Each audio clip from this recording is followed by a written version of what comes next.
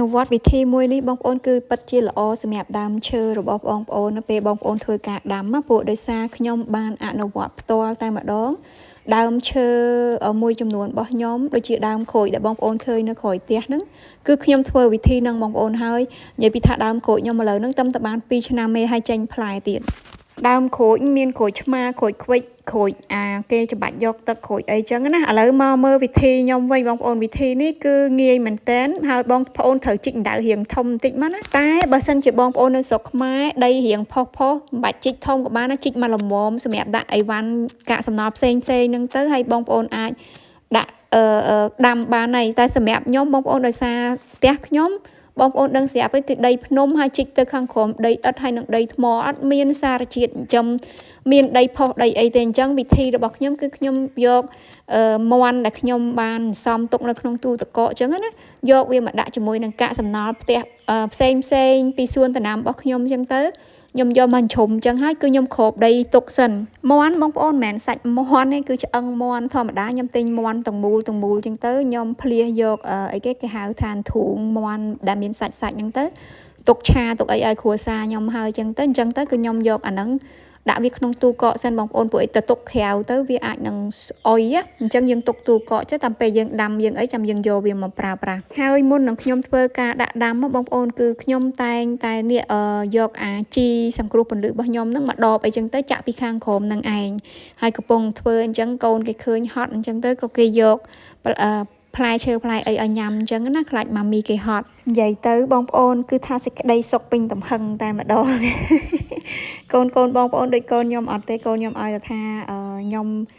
ចង់ញ៉ាំទឹកញ៉ាំអីចឹងគេទៅយកអីមកឲ្យចឹងហើយខ្ញុំមិនសូវជាអ្នកបកាយញ៉ាំបកាយអីអញ្ចឹងគេហ្នឹងគឺតែងតែយកអីយកមកបញ្ចុកនឹងមាត់ខ្ញុំអញ្ចឹងទៅដើម្បីកុំឲ្យខ្ញុំហ្នឹងឃ្លានពេកឥឡូវត្រឡប់មកវិញខ្ញុំចង់បញ្ជាក់ជូនកន្លែងនេះបន្តិចបងប្អូនខ្ញុំបានជីកដៅនឹងហើយខ្ញុំដាក់គ្រឿងដូចថាឆ្អឹងមាន់ឆ្អឹងអីបងប្អូនមានឆ្អឹងអីបងប្អូនដាក់ឆ្អឹងនឹងអញ្ចឹងណានឹងខ្ញុំដាក់ហើយអញ្ចឹងទៅខ្ញុំដាក់អាកាសសំណល់ផ្សេងពីសួនដំណាំរបស់ខ្ញុំហើយគឺខ្ញុំគ្របអញ្ចឹងឯងហើយ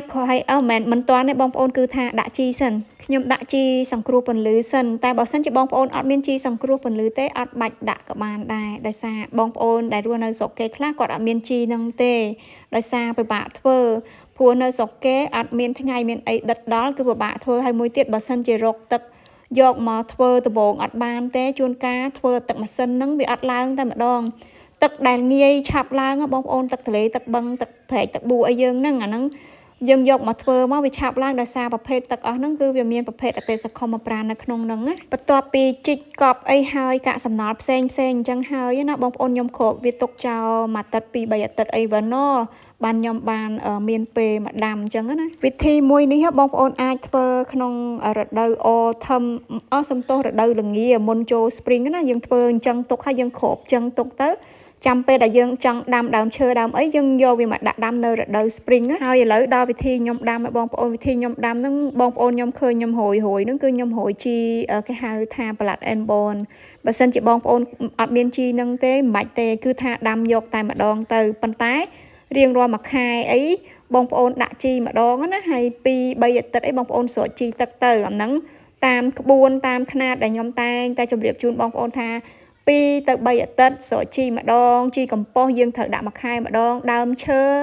ធំបងប្អូនត្រូវតែចាំថារៀងរាល់3ខែអីបងប្អូនដាក់ម្ដងអីចឹងទៅជាពិសេសដើមផ្កាកលាបបងប្អូនត្រូវដាក់3ខែបងប្អូនត្រូវដាក់ម្ដងពេលដែលខ្ញុំដាំបងប្អូនខ្ញុំកាយដីហើយគឺខ្ញុំដាក់ដីកំប៉ុស្តខ្ញុំមានខាងក្រោមនឹងតិចសិនអញ្ចឹងទៅហើយបានខ្ញុំដាំអញ្ចឹងឯងបន្ទាប់ពីដាំហើយអីហើយបងប្អូនគឺខ្ញុំតែងតែគ្របច្បើងណា